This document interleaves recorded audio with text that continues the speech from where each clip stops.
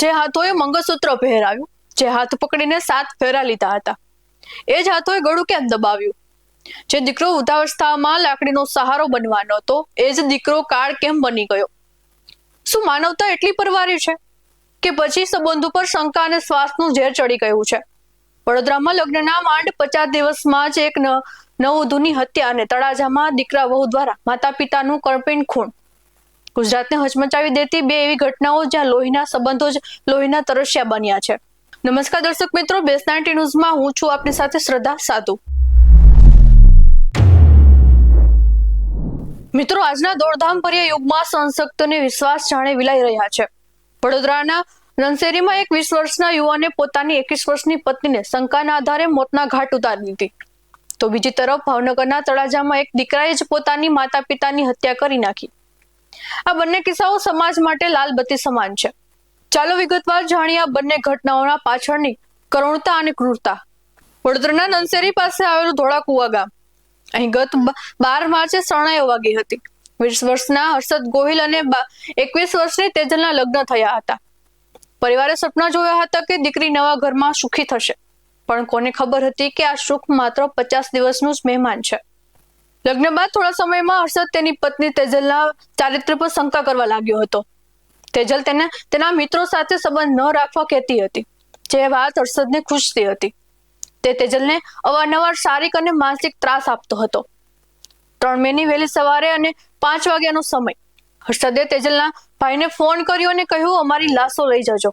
ભાઈ જયદીપના પગ નીચેથી જમીન સરકી ગઈ. તપાસ કરતા ખબર પડી કે તેજલ વાસદની હોસ્પિટલમાં મૃત હાલતમાં છે. હર્ષદ તેજલનું ગળું દબાવી તેને ખાટલામાં સુવડાવી પાછળના દરવાજેથી ફરાર થઈ ગયો હતો. પોલીસે ટેકનિકલ સર્વેલન્સની મદદથી હત્યારા પતિની ધરપકડ કરી લીધી છે. લગ્નના 1.5 મહિનામાં જ એક યુવતીનો જીવ લેનાર આ શંકા આખરે કેમ આટલી હિંસક બની, એ સૌથી મોટો પ્રશ્ન છે. તો બીજી તરફ ભાવનગરના તળાજામાં જે બન્યું તે સાંભળીને રૂવાડા ઉભા થઈ જશે. તળાજાના રામટેકરી વિસ્તારમાં એક સોની દંપતીના મૃતદેહ આગમાં ભૂજાયેલી હાલતમાં મળ્યા હતા. શરૂઆતમાં અકસ્માત લાગતો હતો, પણ પોલીસની તીક્ષ્ણ નજર અને પેનલ પોસ્ટમોર્ટમના સત્ય બહાર આવ્યું. અકસ્માત નહીં, પણ સુનિયોજિત હત્યા હતી. હત્યારો બીજો કોઈ નહીં પરંતુ દંપતીનો પોતાનો દીકરો વિમલ અને પુત્રવધુ હેતલ હતા. દીકરાએ રાજકોટથી આવીને પોતાના જ પિતાનું ગળું દબાવી અને માતાને ગંભીર ઇજાઓ પહોંચાડી મોતને ઘાટ ઉતારી. આટલી ક્રૂરતા ઓછી હોય તેમ પુરાવાનો નાશ કરવા તેમણે લાશોને સળગાવી દીધી. પોલીસ તપાસમાં ખોલ્યું કે આ કૃત્ય અન્ય 2 શખ્સો રાજકોટના મુનીર બલોચ અને વિસાવદરના અમીર ખાન પઠાણ પણ સામેલ હતા. પિતાની આંખમાં મરચાની ભૂકી છાંટીને તેમની હત્યા કરવામાં આવી હતી. જે માતા પિતાએ પેટે પાટા બાંધીને દીકરાને ઉછેર્યો, તે દીકરો આટલી હદે રાક્ષસ કેવી રીતે બની શકે? વડોદરાના કિસ્સામાં માત્ર 20-21 વર્ષની ઉંમરે લગ્ન અને ત્યારબાદ શંકા. યુવાનોમાં પરિપક્વતાનો અભાવ છે. તળાજાની ઘટનામાં દીકરો અને વહુ જે રીતે સાથીદાર બોલાવીને હત્યા કરે છે, તે દર્શાવે છે કે ગુનાહિત માનસિકતા હવે ઘરના ઉંબરા સુધી પહોંચી ગઈ છે.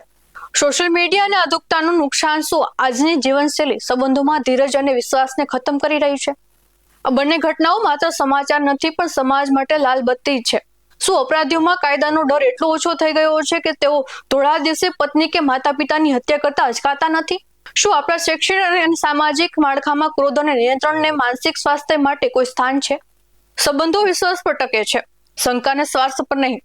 વડોદરા અને તળાજાની આ ઘટનાઓ માનવતાને નીચી જોવડાવી છે. જરૂર છે જાગૃત બનવાની અને આપણા પરિવારમાં સંવાદ ટકાવી રાખવાની. જો સમયસર વાતો કરવામાં આવે તો કદાચ આવી અનેક તેજલ અને સોની દંપતીને મોતના મુખમાં જતા બચાવી શકાય. આવા જ વધુ સાથે મળતા રહીશું. તમે અમારી YouTube ચેનલને સબસ્ક્રાઇબ કરવાનું, અમને Facebook અને Insta પર ફોલો કરવાનું ભૂલશો નહીં. બાકી નવી અપડેટ્સ મેળવવા માટે આપ જોતા રહો બેસ 90 ન્યૂઝ. નમસ્કાર.